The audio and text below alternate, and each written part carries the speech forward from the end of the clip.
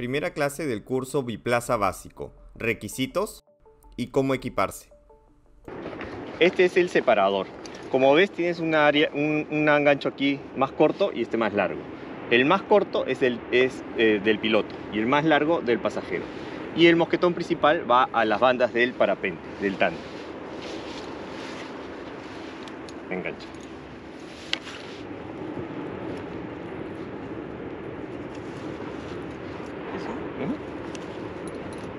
Cerciórate que haya cerrado bien. Ahí está. Ponte, conéctate.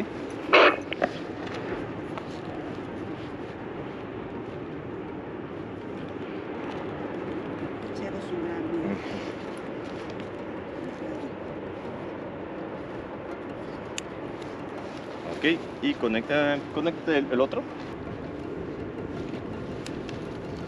Muy bien, lo has conectado bien, porque la parte interna del separador vendría a ser como la banda A, que es la parte que va mirando hacia afuera.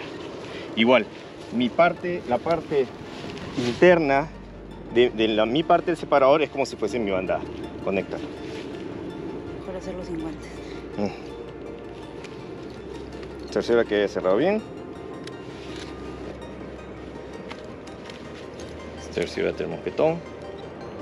Ok.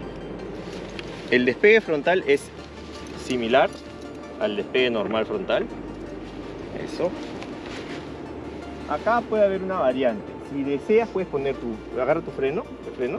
Si deseas puedes poner tus brazos detrás de las bandas o adelante.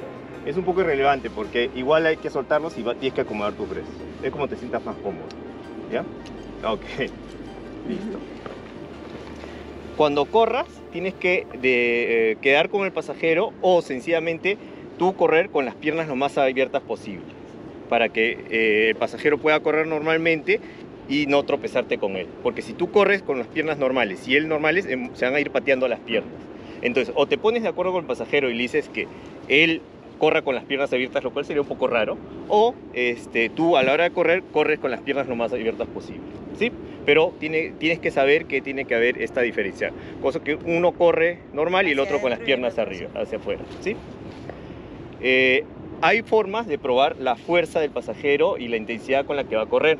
No lo vamos a hacer ahora porque yo sé cómo correr para despegar, pero en otra oportunidad te voy a indicar la técnica cómo se ensaya con el pasajero, ¿sí? ¿Preguntas? Listo. Importante, antes de efectuar cualquier despegue, ya sea en solo o biplaza, es necesario hacer un chequeo pre-despegue.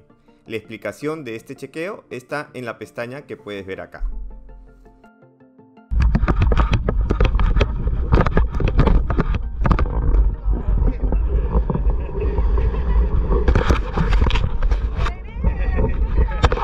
¿Listo? Dale, corre. Go.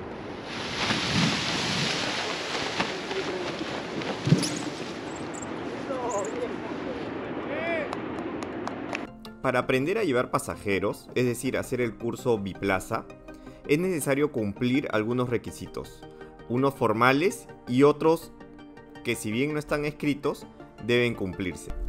Los requisitos formales dependerán del tipo de licencia que deseamos obtener. Por ejemplo, la Asociación Peruana de Vuelo Libre APVL tiene como requisitos formales: 1. Tener la licencia de piloto por lo menos un año.